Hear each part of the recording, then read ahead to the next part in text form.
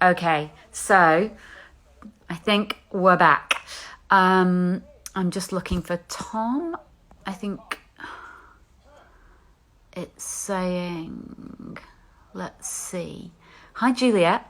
I'm just going to try and find Tom on here, who will jump back in a sec. Where are you, Tom? Okay, in the meantime, there's. Wait a sec.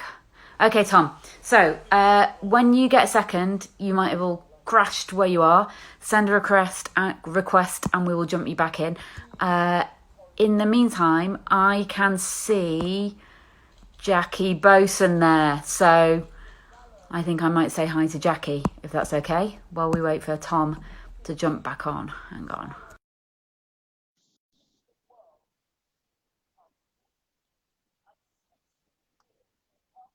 Thank you, National Theatre, for thanking me for hosting. Jackie, how you doing? Hi! Sorry I missed you earlier. I think it sometimes cues people up or something. I'm not sure. I Um, know, I how know. are you doing? I'm all right, I'm all right. How are Yeah, you? yeah, I'm good. I'm good. It's wonderful and strange to see this again. Isn't it? Um, just looking at the amazing Peter de Jersey giving this great speech. Yeah. But it's so funny watching it. Hmm. It takes you right back in the moment, seeing it. Yeah. It was my first Shakespeare ever. Was it? Yeah, Yeah. I remember that, I think. Yeah, Yeah. yeah, yeah. And I was terrified, but you made it so easy for me to understand and just be part of it. It was fantastic. It Oh, was that's a great. fantastic first, you know, Yeah. pop my Shakespeare cherry. Well, I'm very honoured, and I take that kind of thing very seriously, Jackie. So thank you. Pleasure, pleasure. It was fantastic. Um, and you got to play a huge range of characters. So you were a Roman soldier. You were also a Roman matron. Not to make you sound matronly, but No, you, no, yeah, no. no, but you played lots of different statuses through it. Yes. Really, what was your favourite one to play? Was it the battle? Oh my God, so much fun. I loved the battle. Just watching that all over again and all that sword fighting work. I loved it. Absolutely loved it. It was sort of a cross between acting and being a child, mucking about, Yeah. playing soldiers in the garden. It was Yeah, so and much also fun. you're physically, I mean, speaking of someone who is infinitely clumsy, like you're physically so amazing. I think like it was so great to have your contributions trying to create that world. Yeah, it was my I was past, really my past, lucky. my past life as a professional dancer certainly came in handy. But I Yeah, just remember trying to create so many different things with those chairs. yeah. Oh, Everyone was very kind and patient with the chairs. yeah, Yeah, yeah. I mean, yeah, there were some hilarious moments. I think yeah, someone had like a first night card that were two chairs just kind of sat on top of each other in a kind of chair intimacy. yes, Um, yes, yeah, yeah. No, there's definitely a lot of room for satirizing our own attempts to do it with Paul Chesner yeah, yeah. Ladder, but yeah, It there was, we yeah, it go. was a fantastic experience, and it was so well received, Yeah, and so it was great that all of that hard work that we put into it was appreciated, and we were supported in that. yeah, It was yeah. brilliant. So Very thank you for cool. having me. Jackie, it's so good to see you. I'm going to jump off because I was going to see if I could get a hold of Peter de Jersey, Cool. just have a quick chat with him. But it's so great to see you. Maybe we'll pop And back you. on later if you have Yeah. any more revelations Cool. Okay. about remembering doing this amazing production of Coriolanus. Thank you. Lots of love. Nice to Take see care. you. Bye Bye. bye. Okay, so let's see if I can find another member of this fantastic cast. Um, doo, doo, doo. Oh, sometimes, sorry, when I'm hitting the ad thing, and sometimes it's just not working. I think possibly because Instagram is so excited. Here we go. Okay, let's see. Tom, if you are around, you can jump back on. Where are you? I'm just gonna sit here for a little bit and see if Tom pops back on. Uh, if Peter de Jersey has put his family to bed, there's also that.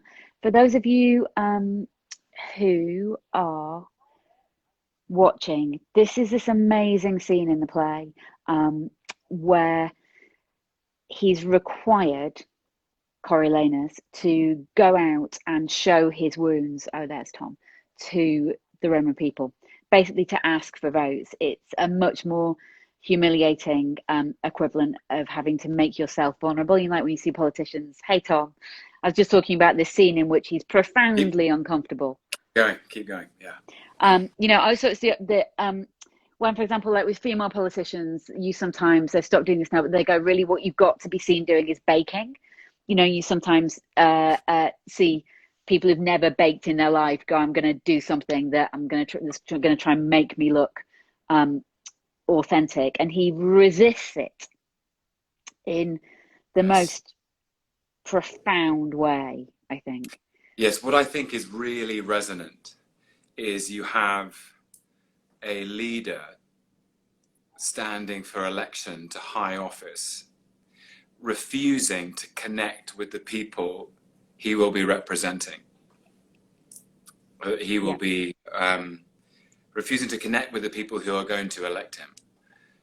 He resents and is contemptuous of the practice of asking for people's votes or voices.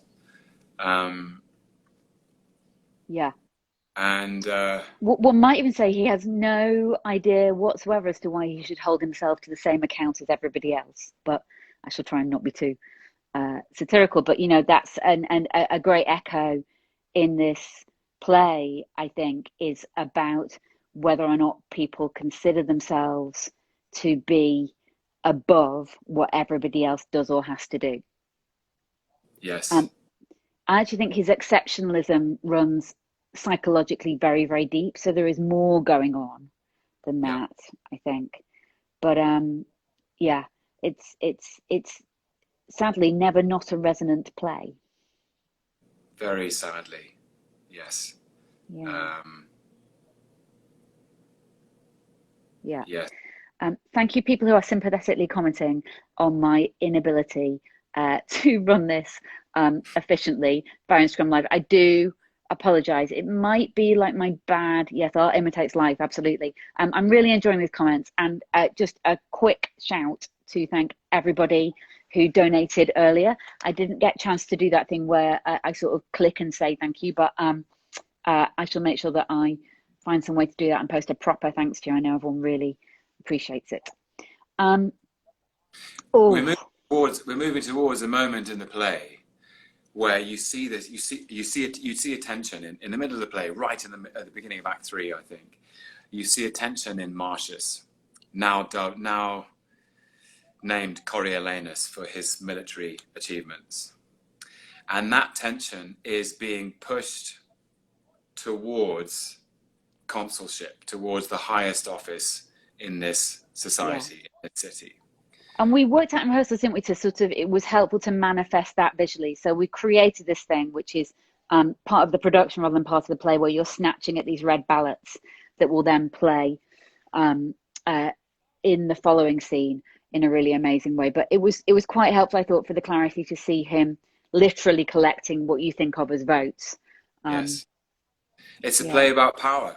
It's a play about power and who gets to wield it and who deserves it, and in the central character, does he have the capacity to wield it, and how power corrupts the mind of the individual who bears the responsibility of it.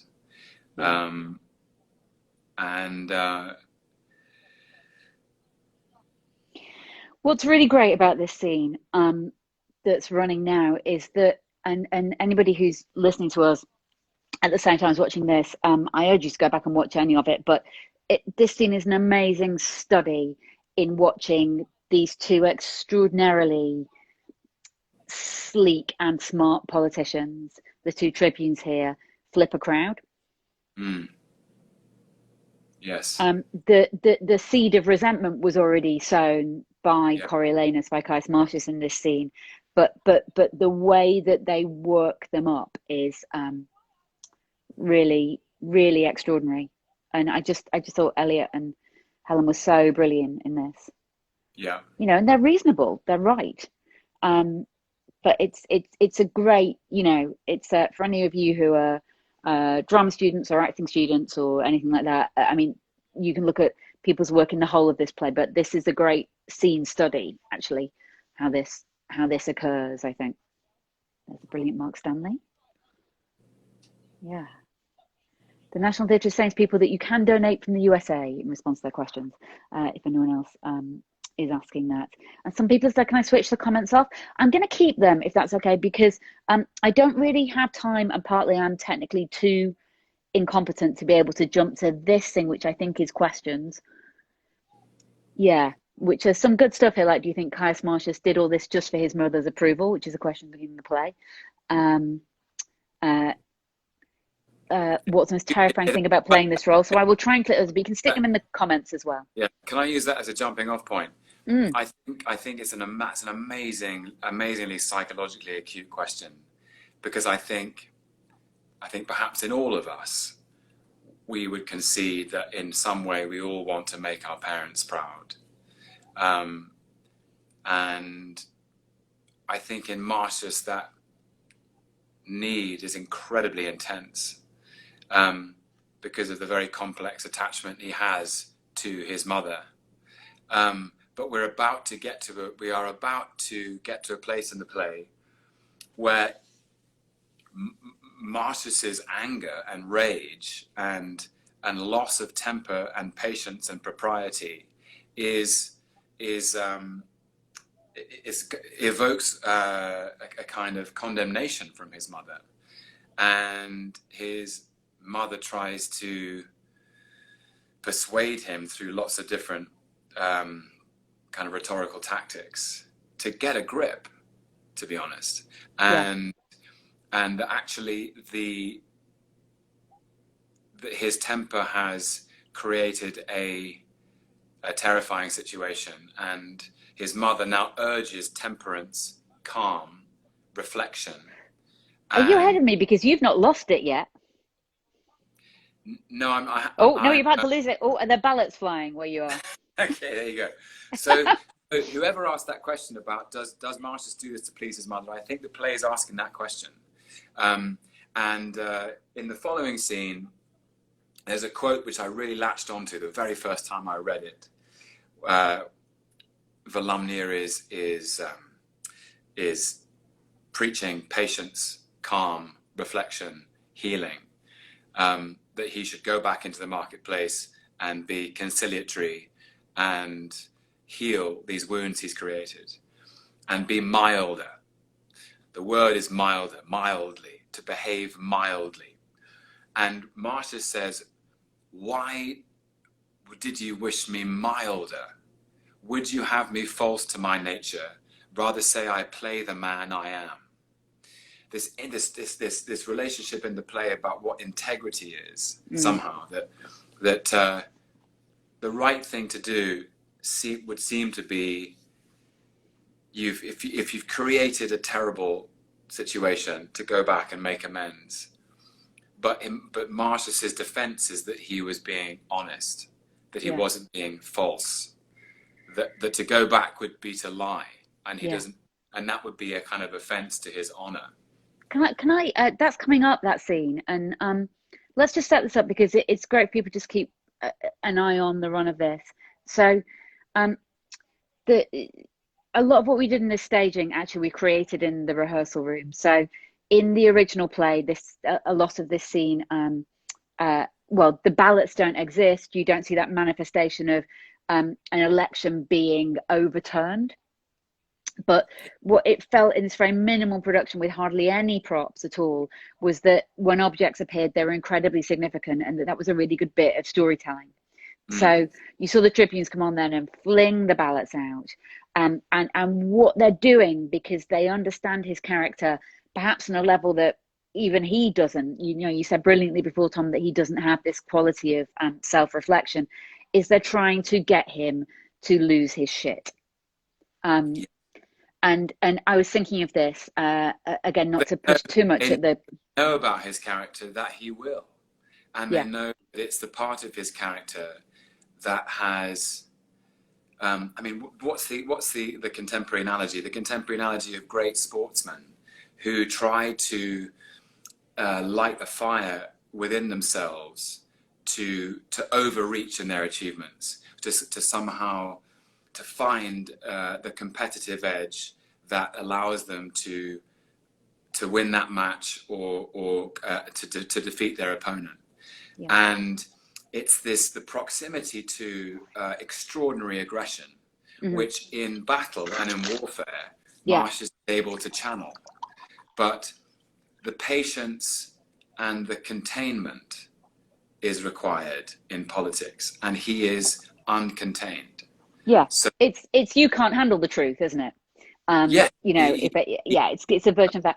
It's also, to be honest, I've thought about this scene a little bit over the past couple of months, looking at daily briefings, and maybe a certain notable moment in the garden of Downing Street, where what you see is, you know, in this instance, correctly, pressure being put onto politicians and political advisors to give an account of themselves of what they're doing, but there is also a degree of goading going on.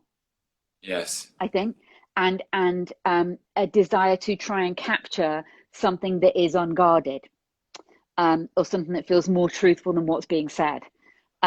And this scene is a fantastic manifestation of that. And again, just to praise this company, it was an amazing collective act, poetically as well, in Shakespeare's language, in rhythm, of driving you towards that explosion. And I just want to skip on actually to tee up what you were saying in this scene that we'll see after this with the amazing Deborah Finlay, because I think that's so key, and it was such a revelation for me in rehearsal. I remember finding that moment with both of you through some really good discussion of it. The idea that she asks you to lie, to go back out there and not and dissemble, to not be true to your feelings, to not be straightforward. The way Deborah plays that, your mother has never asked you to do that before. Now she's doing it because she thinks not only your career but your life is at stake, although perhaps for her those are the same thing. And you know, I think again Deb embodied that brilliantly.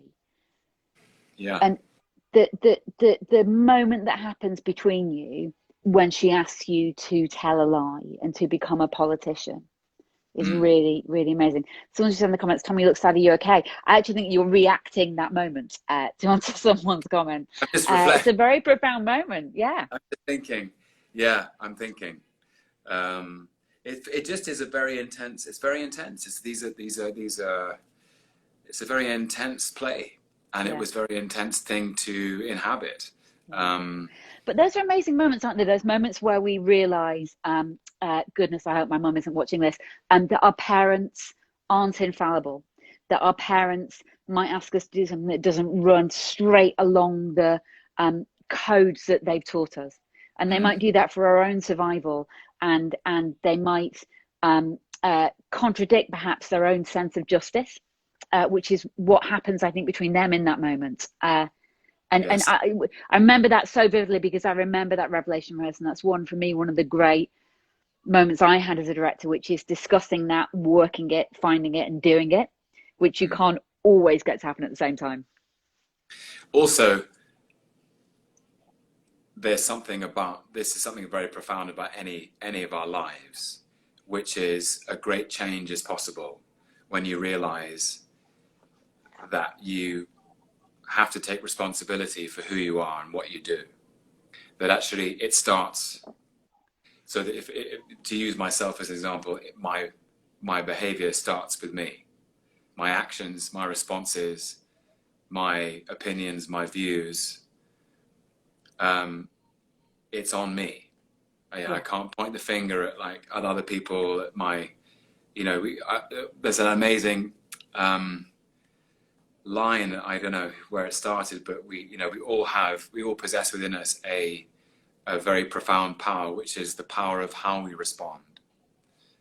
We're not responsible for the things that happen to us, but we are responsible for how we respond. And I don't think Marcius has quite appreciated that in his journey yet. Yeah. Can I say something about I'm watching a scene. I don't know where everybody else is in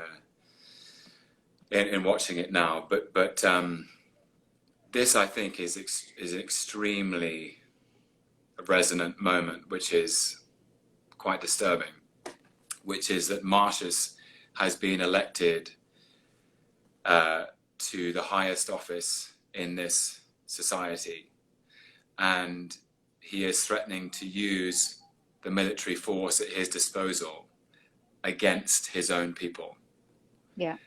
And it's very, very troubling. It's very troubling. He's just been put in charge of everyone, and he's pulled out his sword on the floor of the Senate. Yes. And that sword is not just, I think, him threatening his personal physical power, but it's a total deal break for the moment. And you can see Peter de Jersey there, where I'm in my feeders, Cominius, try and calm him down, because, you know, that sword's got the military behind it. I think the extension of that arm has Yes. an exceptional muscle, and High, everybody, it goes very high, and everyone's very aware of what's just occurred. Yeah, the stakes go very high, which is why the tribunes brand him a traitor and an enemy of the people. Yeah. That, I think it's Sicilia Helen Schlesinger, as the tribune, begins to articulate what that is, which is that he has elevated himself to a power tyrannical. Yeah. Can I just briefly shout out for all the actors clearing up paper off the floor at this point, while a small boy runs around, just because, you know, you come up with these moments and then you have to ask the acting company to go and pick up 200 ballots. So sorry, Tom, to interrupt you, but I do feel a great wave of guilt asking actors to do a really boring scene change. It's created to buy and sell. I'm just trying to. This is the scene now. We're up to the scene, aren't we? Yeah, someone's saying, could I explain the significance of the young boy with the sword? The young boy with the sword plays Caius Marcius's, Coriolanus's son through the production, but you see him, I mean, on a very real level. I've got to do something while people pick up ballots, but I think he serves just poetically as a little reminder of this mother and son relationship, and of Caius Marcius's childhood, really, which was so deeply formative, because there's no father present in this play. Yes, we talked about that a lot, didn't we? Yeah. Yeah. Good point. I often thought about that. Someone's just said, what's your favourite scene? It might be this one, possibly, but yeah. Well, it's a theme. It's the theme of the relationship between mother and son that runs between the play. But you've raised a great point, which is worth considering. My opinion, for what it's worth, which is a deeply untested, unacademic, amateur one, is that I think if you were to draw a comparison between the number of times Shakespeare examines relationships between fathers and sons in his plays, or parents and children, more often you will find a father involved. Off the top of my head, I'm trying to think of examples. I'm thinking of, I immediately think of Hamlet and the absent father and the ghost of the father. I think of King Lear, which is a father and 3 daughters, and then also Gloucester, Edmund and Edgar. Henry IV, which is King Henry IV and Prince Hal. Mm-hmm. And what the presence of a father does to the child, what Lear does to Cordelia and Goneril and Regan. Someone's saying, as you like it, 12 points, yeah. As you like it. Yeah. Cymbeline and Imogen. Angela Carter says, why is Shakespeare always about fathers and daughters and never mothers and daughters? Mothers and daughters actually is what he doesn't write. Just to be briefly academic Yes. about it. But from memory, apart from Gertrude and Hamlet, this relationship here is the most explored. For me, yeah, this is the great mother-son relationship. But I played Hamlet after this. Yeah.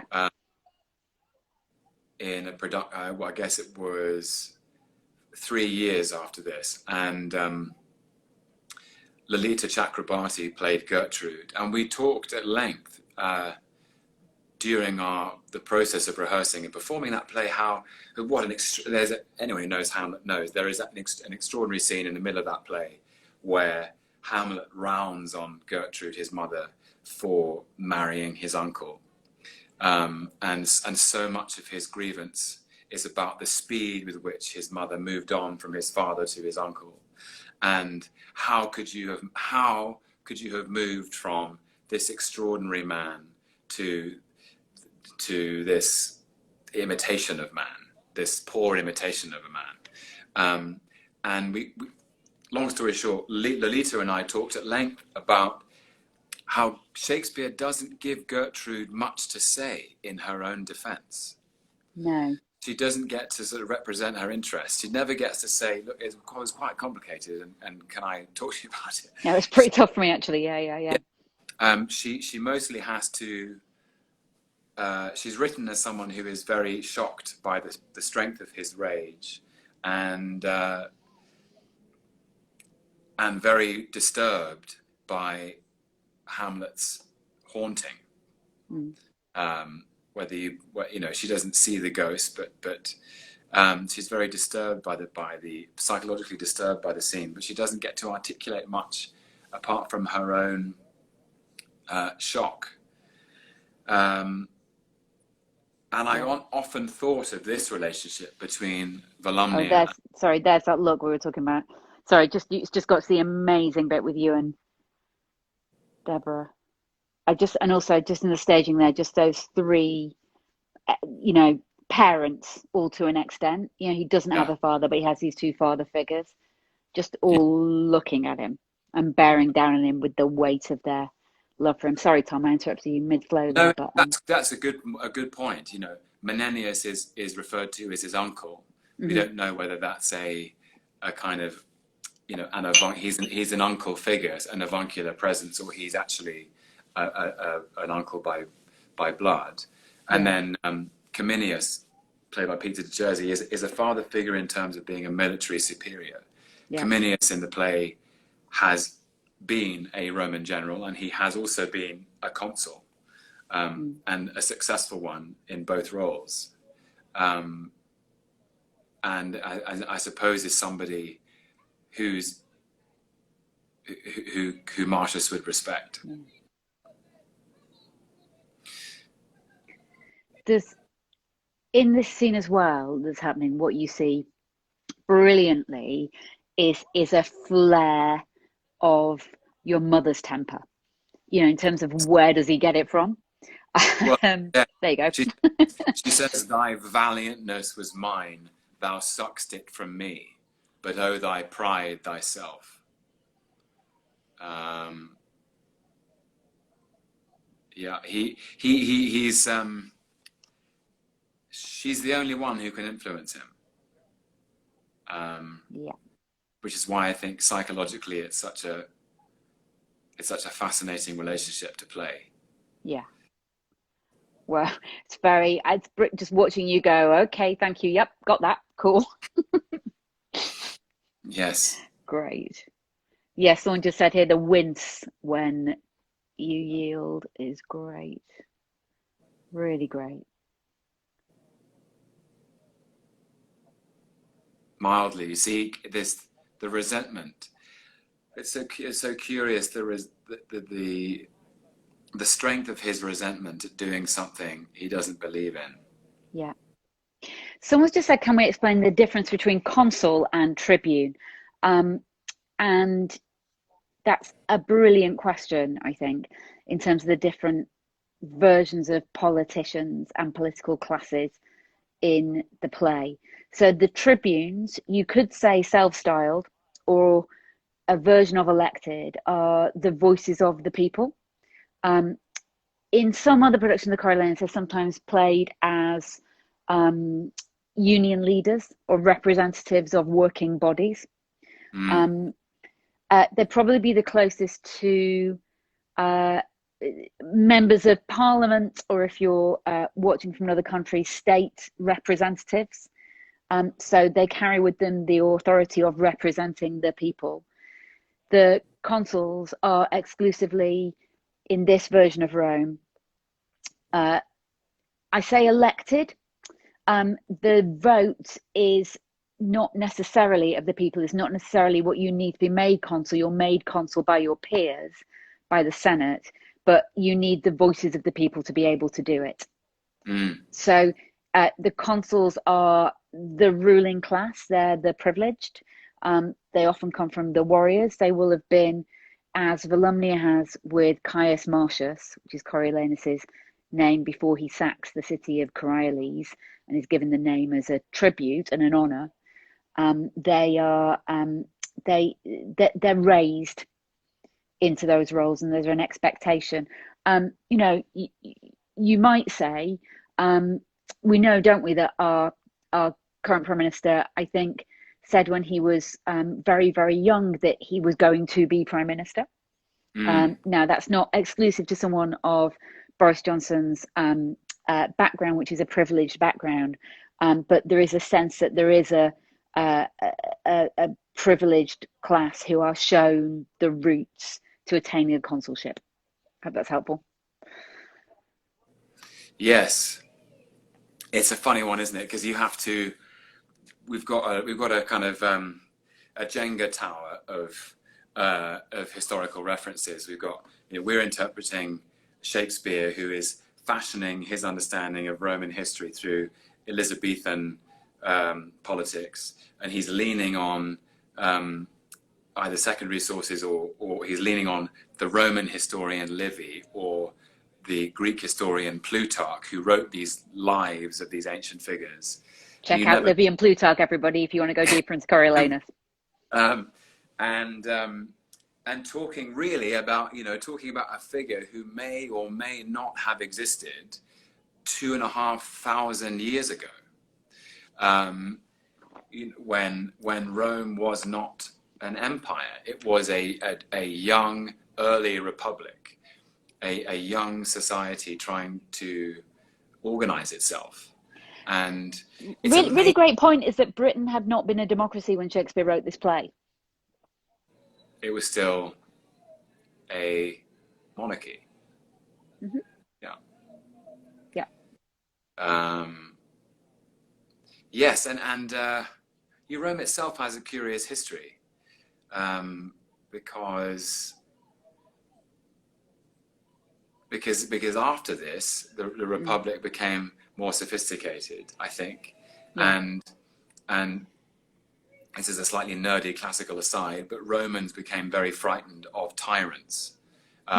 Autocracy was deemed as a very bad thing, that one individual could held sway in power absolute, and something closer to a republic, which was a kind of equality distributed among the people, but with a governing body who were deemed responsible enough to make important decisions. And then, as we see in Julius Caesar, people get competitive about who holds most sway. And after Julius Caesar's time, you have the first Roman emperor, and then you're in an empire with an emperor for 300 years, 300 odd, until Constantine. Tom, I'm going to pause you for 1 second so we can just reflect on what's going on this scene. Yes. Because it's so great. Not that I am not keen that you walk us through Roman history. Yes, I finished. It's good. Because actually someone just asked on the questions how you break down a play like this, and one of the ways in which you do it is by jumping into that Roman history and working out not only the context in which Shakespeare was writing, but also the period he was writing about. That was very much part of our process.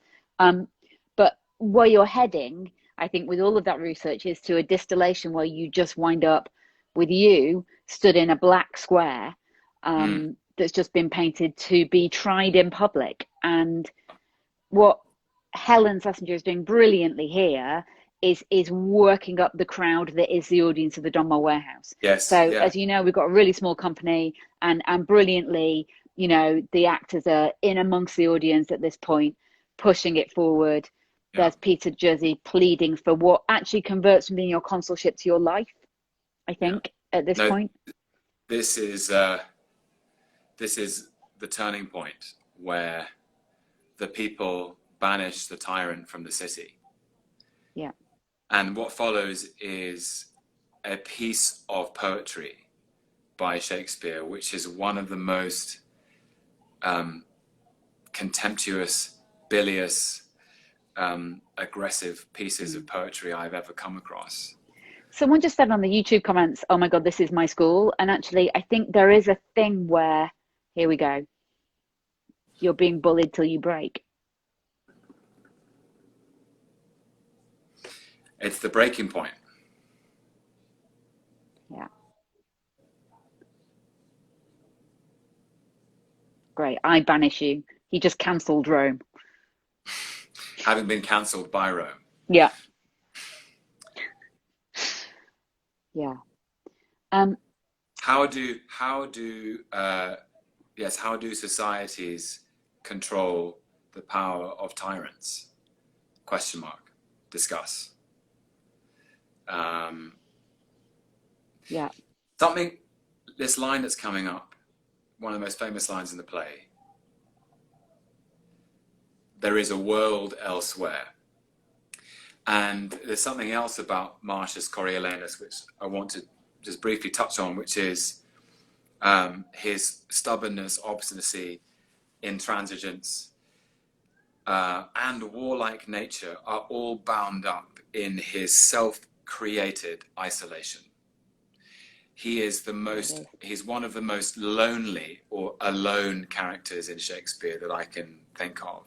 Yeah. And he continues to make himself alone. He uses that first person pronoun, I, so much. Yeah. I banish you. One of the amazing things I was going to say about having the actors on stage for the first half is that he can go, there's a world elsewhere. Michael can just write this really brief piece of music, which is just enough for Deborah to step forward and your mother can be there. Yeah. And what's brilliant is about the proximity of action to consequence when you're doing a production on this scale. Yeah. You know, it's this amazing cry, chilling cry that's just when she realizes the consequence of what you've done. You know, so extraordinary. And I think there's something in your performance there, Tom, as you're right, he doesn't have a lot of room for self-reflection, but he knows what he's doing at the end of that scene.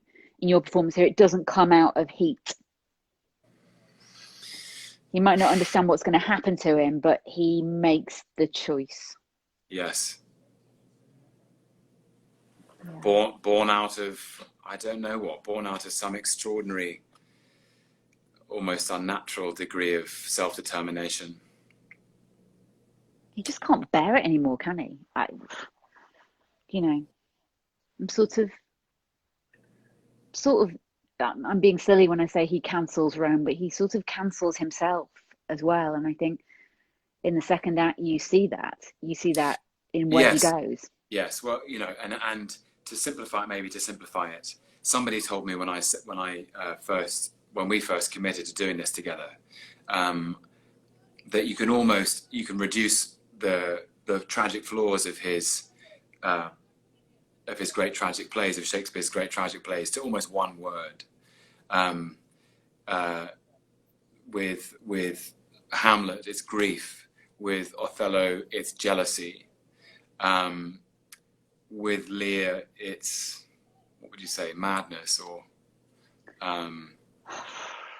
No, I don't know. I'm gonna ask Rob Hasty that later. He'll be well equipped to answer that question, but I don't think it is.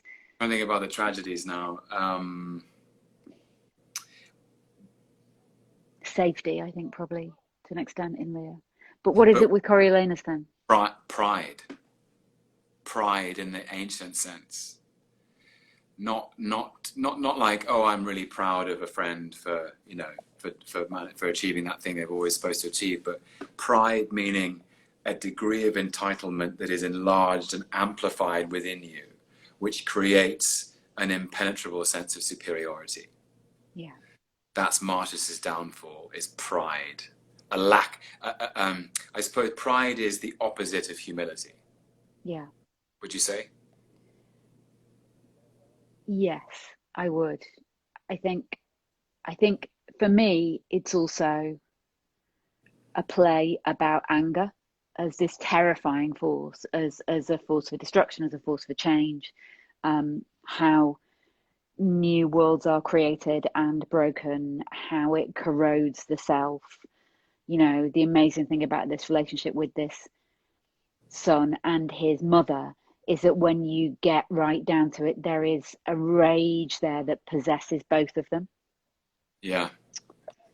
You know, and I think I was always very interested. Look, we think it's late among Shakespeare's tragedies, and I mean, he lived to a relatively ripe old age for the century he was living in, but you know, it's toward the end of his career as a playwright, and I do think also there's a sort of what he's done is put some of his professional impatience. You know, I sometimes think, wow, that must be 20 years of just getting nonsense notes on your plays from people, you know, 20 years of people going, you know what would be really great is if you changed that bit. I mean, Tom Stoppard plays with that hilariously. Oh, hang on, wait, we're at the tomatoes.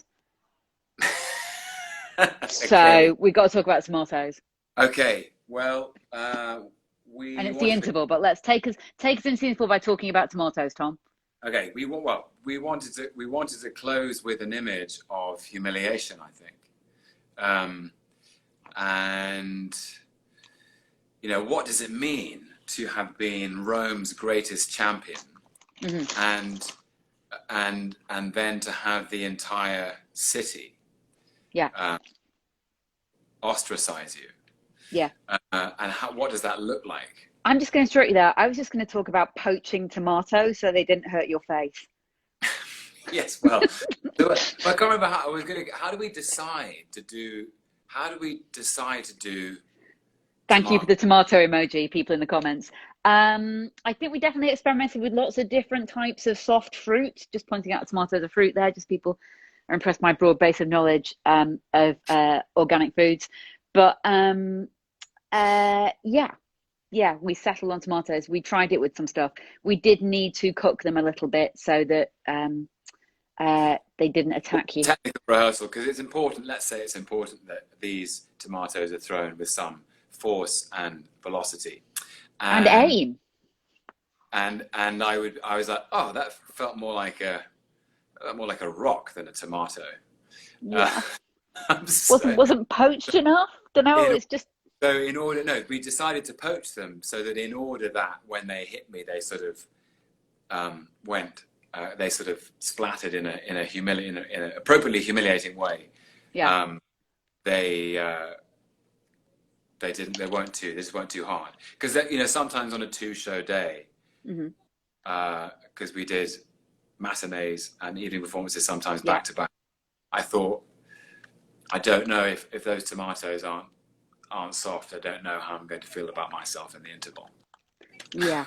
However, there were always, I mean, maybe this is true of all theatre companies, there were backstage always, every night, astonishing reserves of cake and supplies. It's a lot of cake. Talking of which, I'm just going to find my corkscrew just because I'm going to have some wine, because it was the interval. Thursday, there we go. Yeah.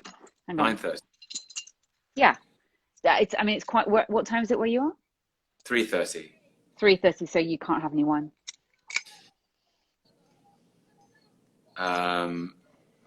Do Sorry, we you were get talking or about cake. go straight? Yes. Can I just make a suggestion? I'm just thinking. No, I think I get a warning when I'm running out of Instagram Live. So Uh, maybe we'll just leave it until then. I was going to jump out at the interval, but I got distracted with tomatoes. So and opening my own wine, frankly. Wow, look at this. We've raised a further £1,700 and 59 pence. Amazing. You people are absolutely amazing. And people are also donating directly via YouTube. And that's so great. Thank you. Thank We you, really everybody. appreciate that. It means a lot. It means a lot to us. It means a lot to the theatre community in the UK. I'll just say briefly, I was so honoured that the National Theatre wanted to come to the Donmar and broadcast this production, because I think at that time the National Theatre Live broadcasts were almost always productions which were staged inside the National Theatre building. And I remember when you said, like, I think we might be able to do a broadcast of this, and it's just such a we were all so grateful that we were able to, that this production could be seen beyond the confines of the very small theatre we were performing in. Yeah. And it just is, it is a part of the tradition of live performance in the UK, and I know it's something that you and I are proud of. Really proud. And not in a Coriolanus way, though. Not in a Coriolanus way. We're grateful that we're allowed to be part of that community. I think Yeah. British theatre is something that has been world class for a very long time, and was long before I was even around or interested in joining it. I think it's probably true to say, I mean, I know there are many roles that you're famous for, but you would not be Loki were it not for theatre. Yes, I started my life in the theatre for 100%. I started my acting life with Shakespeare. Shakespeare is, for many, not all. I understand it's not everyone's beginnings or necessarily their cup of tea, but for many actors, grounding in Shakespeare is a sort of entry point, not just in the UK but all over the world. We're to your point about the enormous generosity of these donations. Yes, thank you. Thank you sincerely from us. It means a great deal. Yeah, it means absolutely loads. And look, there are lots of very, very worthy places and causes at the moment, but I think for you and me to be able to get on here and talk about this thing that we love and value so much and owe so much to, and have you support that's really great. Thank you. Yeah. Thank you. Okay, I think I'm going to see if Hadley Fraser is there. I think it's a very wise moment, because You should get a cup of tea. I'm going to try and find Hadley Fraser. Yeah. If I can't find Hadley Fraser, it will be me talking. So come back and rescue everyone from me, Tom. But let's see if Hadley's there. I will see you Thanks, shortly. love. Cool. Bye. Bye.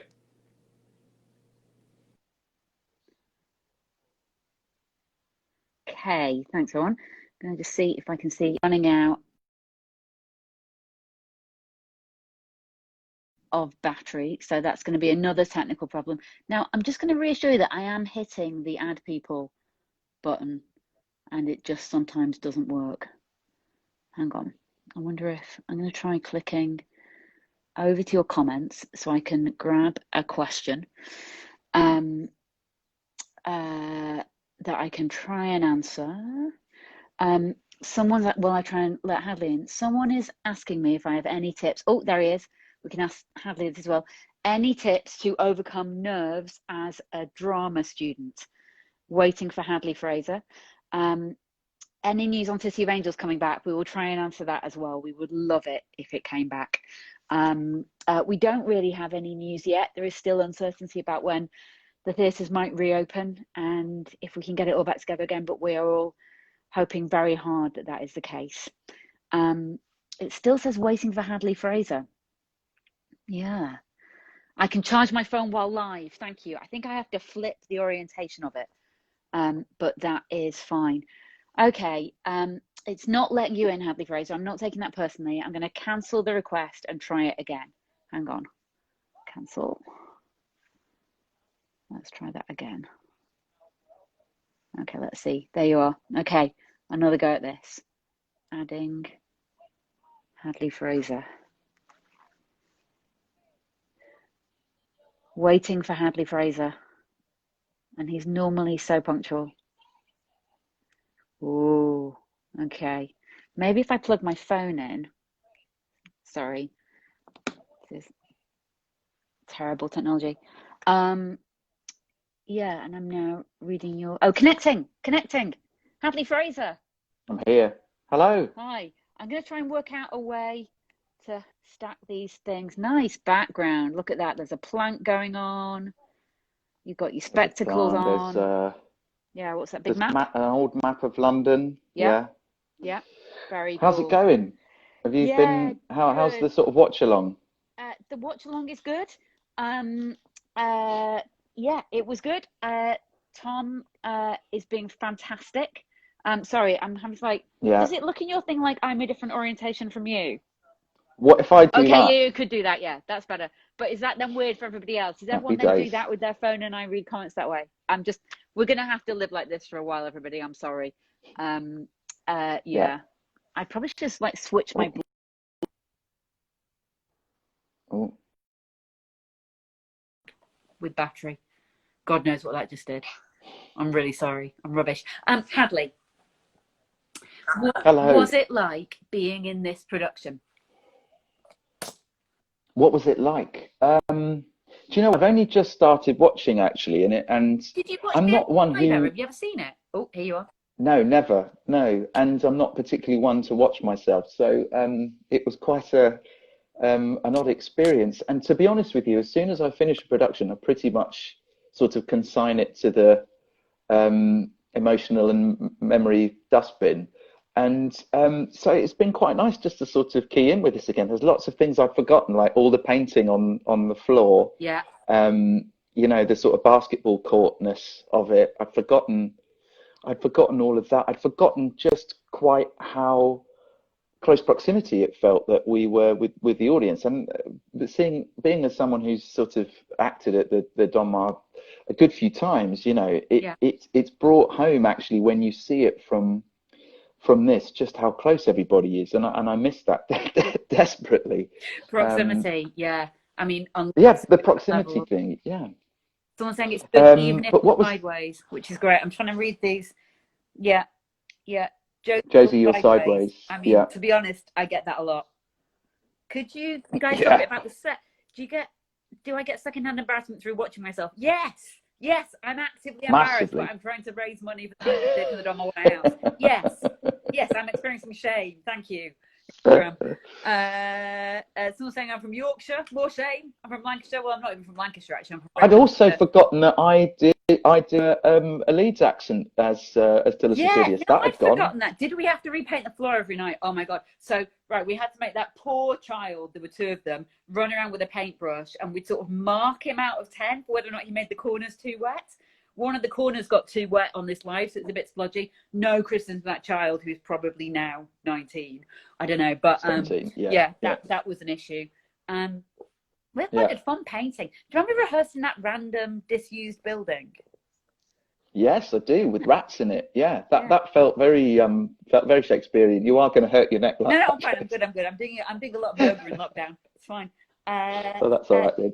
Yes. Someone is saying, will all the donations be shared between the Donmar and the National? Yes. Josie, mind your neck. Yes. Okay. I'll do that. They'll be shared with the Donmar, the National, and Josie Chiropractic. Josie, you can change your orientation without physically moving your phone. I know, but I can't plug it in. Oh, what if I did it upside down? Hang on. Oh God, this is just going to go wrong, Cads. No, it's now just completely upside. That's just now you're. I mean, there's something quite nice about that though. Jose? Quite relaxing. It's like my head's your head. Like, yeah, that's. I bet you did about also. No, sorts okay, of I'm sort of going to stop very- moving the phone. Thank you, everyone, for your help. There's Al Kumar there just pissing himself because I'm so shit. I'm going to hurt myself. Yeah.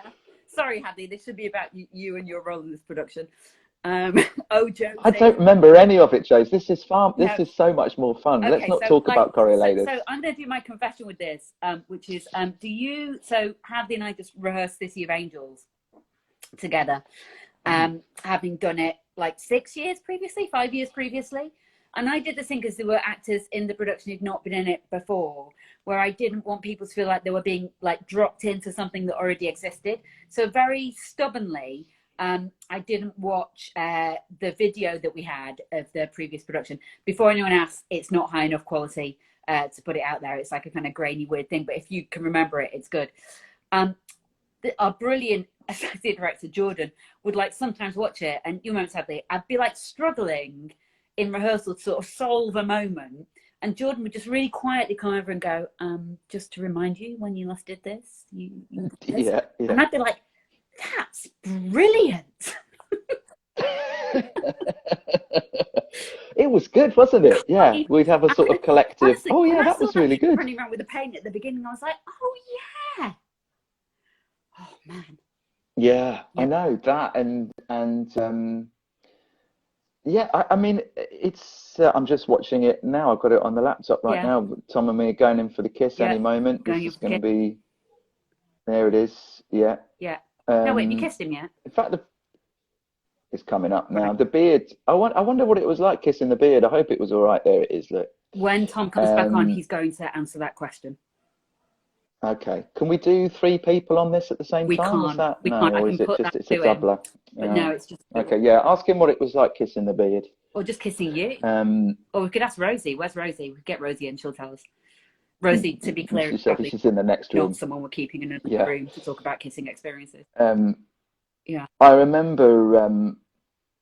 I do remember this scene actually, obviously, because I was in this scene. But I mean, But yeah. there's some incredible scenes at the end of Act One that I just watched. I'd forgotten just how majestic Deborah Findlay is at the end of Oh, Act One, as she says Thomas, and you a-hole. Oh yeah, Rosie's just saying I can hear you. you can come in. Come in, I think Rosie. she's in her pajamas, if I'm honest. She's in her pajamas. I think she's in her I pajamas. mean, everybody Yeah. wants to see that, but never. Yeah, no. Yeah.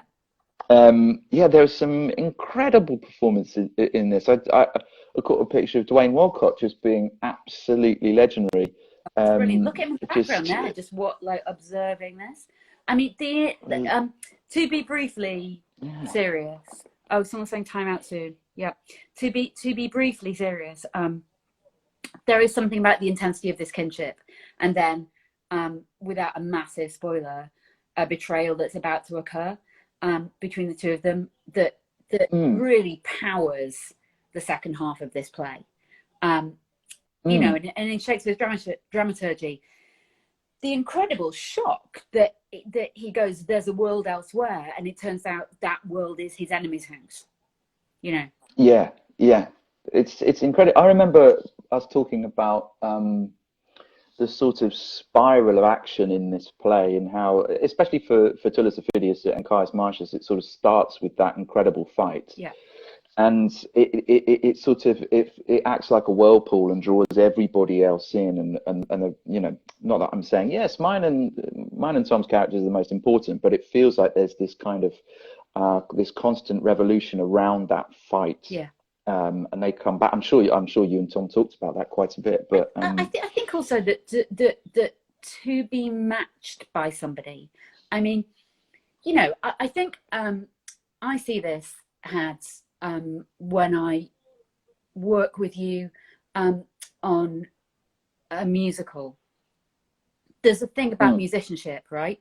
So you definitely see actors sort of measure each other in the rehearsal room and give respect and go, you know, the return of serve on this is going to be amazing, just to pick a tennis analogy, never having played tennis. But, you know, that you know, that you can see actors meet and know that something fantastic is going to happen. When music is involved, speaking as a not particularly musical person, you know, what I see is you and other people in a show like City of Angels, who really understand music and musicality, just do this thing that goes, yeah, there's someone, not in a vain way, who's like at a level of musicianship that is extraordinary. Like the way that band powered everyone forward in City of Angels, you know, was amazing. And